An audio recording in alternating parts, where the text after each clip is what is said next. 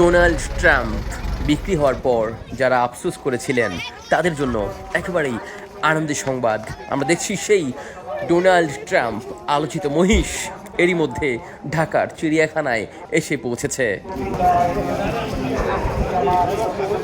এই সেই আলোচিত মহিষ ডোনাল্ড ট্রাম্প। আমরা দেখতে পাচ্ছি সেই মহিষটিকে আনা হয়েছে ঢাকার চিড়িয়াখানায়।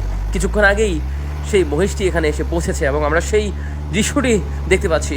আপনারা জানেন, এবারের কোরবানি ঈদকে সামনে রেখে ব্যাপক আলোচনায় এসেছে ডোনাল্ড ট্রাম্প। বিশেষ করে তার যেই স্ক্রিনের কালার এবং তার যেই চুলের স্টাইল, সেটি একেবারে অনেকেই ডোনাল্ড ট্রাম্পের সাথে মিলিয়ে ফেলেছেন এবং মিলিয়ে ফেলার পর সেই মহিষটি যেই খামারে ছিল, সেই খামারিরা অ্যালবিনো জাতের এই মহিষকে নাম দিয়েছিলেন ডোনাল্ড ট্রাম্প। এবং এরপরই কিন্তু বাংলাদেশি মিডিয়ায় এটি ব্যাপক আলোচনায় আসে এবং ভাইরাল হয়ে যায়। আমরা দেখেছি এই মহিষকে নিয়ে রীতিমতো যে আন্তর্জাতিক মিডিয়াগুলো রয়েছে তারাও কিন্তু ব্যাপক নিউজ কভার করেছেন।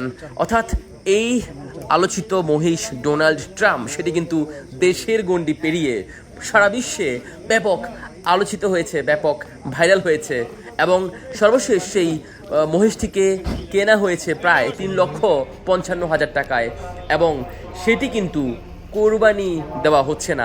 আমরা দেখেছি সেই মহিষটিকে স্বরাষ্ট্রমন্ত্রী সালাউদ্দিন আহমেদের উদ্যোগে আনা হয়েছে ঢাকার চিড়িয়াখানায় এবং স্বরাষ্ট্রমন্ত্রী তিনি কিন্তু একেবারে এমন উদ্যোগ নিয়েছেন যে যেই ব্যক্তি এই মহিষটিকে কিনেছেন তাকে কিন্তু তার খরচ করা যেই টাকা অর্থাৎ 3,55,000 টাকা সেটিকে কিন্তু বুঝিয়ে দেওয়া হয়েছে এবং সেই মহিষটি এবার রাখা হয়েছে ঢাকার চিড়িয়াখানায়। আমরা সেই দৃশ্যটি দেখতে পাচ্ছি এবং সেই আলোচিত ডোনাল্ড ট্রাম্প কিন্তু এবার থেকে দর্শনার্থীরা দেখতে পারবেন ঢাকার চিড়িয়াখানায়।